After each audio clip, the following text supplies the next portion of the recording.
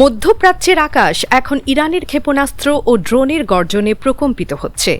Israel ও মার্কিন জোটের বিরুদ্ধে পরিচালিত অপারেশন প্রমিস ট্রু 4-এর ৮৭তম ধাপের হামলা শুরু করেছে ইরান। এই ধাপে বিধ্বংসীভাবে হামলা চালানো হচ্ছে বলে দাবি করেছে তারা।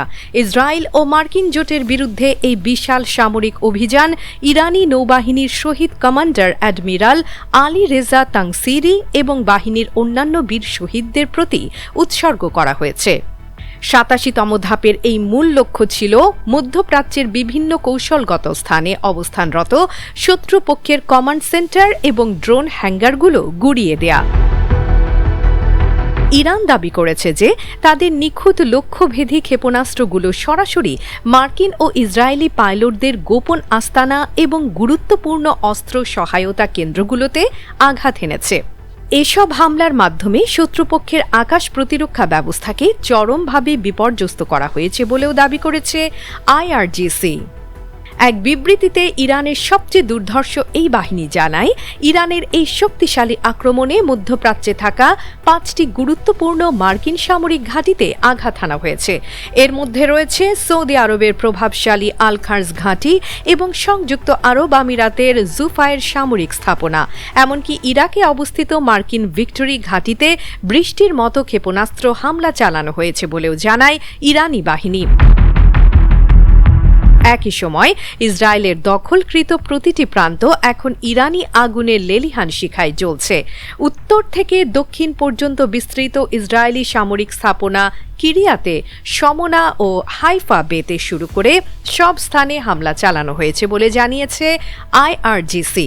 এমনকি ইসরায়েলের রাজধানী তেল আবিব ও বীর সাবে পর্যন্ত প্রতিটি গুরুত্বপূর্ণ অঞ্চল ইরানের ক্ষেপণাস্ত্রের নিশানায় পরিণত হয়েছে।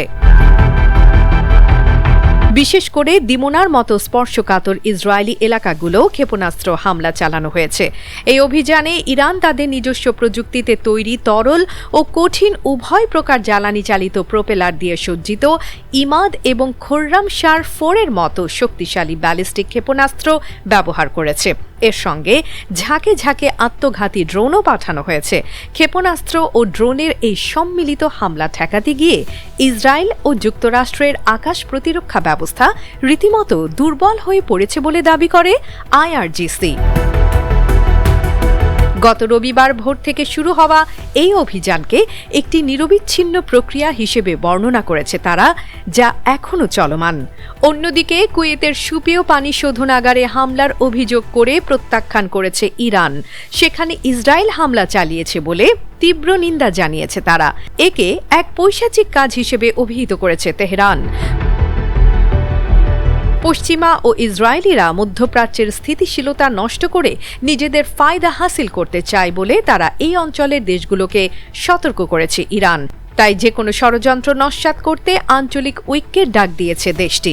সবশেষে যুক্তরাষ্ট্রের সামরিক ঘাঁটি, সেনা সদস্য এবং ইসরায়েলি সামরিক ও নিরাপত্তা অবকাঠামো ভবিষ্যতেও প্রতিশোধমূলক হামলার লক্ষ্যবস্তু হিসেবে বিবেচিত হবে, স্পষ্টভাবে জানিয়েছে ইরান।